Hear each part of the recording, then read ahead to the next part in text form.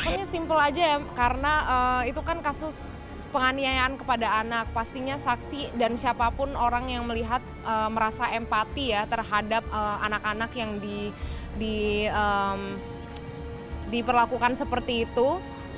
Jadi saksi merasa iba lah dengan anak bayi yang nggak punya salah apa-apa tapi diperlakukan seperti itu. Akhirnya saksi memutuskan untuk berpihak kepada anak. Yang kemarin itu bahwa tersangka ini adalah dia sering memberikan konten-konten tentang parenting. Nah, jadi parenting influencer. Nah, kebetulan yang bersangkutan juga itu mempunyai tempat untuk PAUD gitu ya, PAUD TK.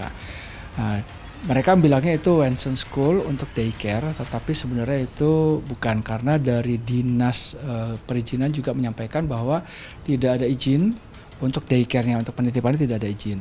Jadi itu hanya izin untuk taman bermain gitu. Nah, tapi ini disalahgunakan oleh yang bersangkutan sehingga ini juga jadi masalah perizinan yang serius kan disalahgunakannya.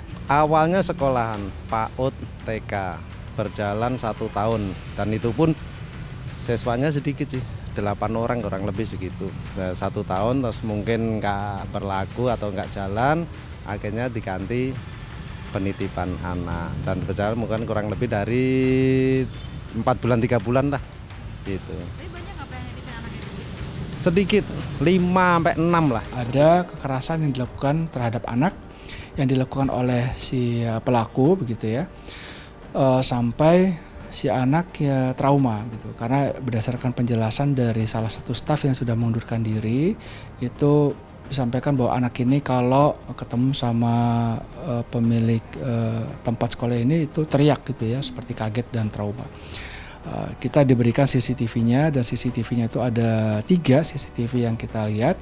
Lalu dari 3 CCTV itu ternyata tanggalnya beda-beda gitu. Nah, sehingga kita menduga ada korban lain dan ternyata benar ada korban lain dan kita sudah hubungi orang tuanya. Sekarang korban bertambah menjadi 2. Kebetulan satu itu usianya 9 bulan dan sekarang masih kita tunggu hasil visumnya. Saya bicara dulu dari perilakunya ya. Yang dilakukan ini kan sebenarnya abusing, penyiksaan, child abusing.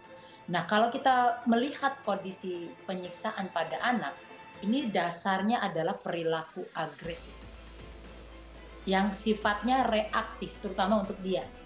Jadi artinya bahwa ada kesengajaan untuk menyakiti orang lain. Dalam hal ini anak-anak tadi, walaupun yang memicu upaya itu tidak dia sadari ya. Nah, kalau kita perhatikan, dia bisa tampil sebagai seorang influencer parenting. Artinya ada permainan peran di sini.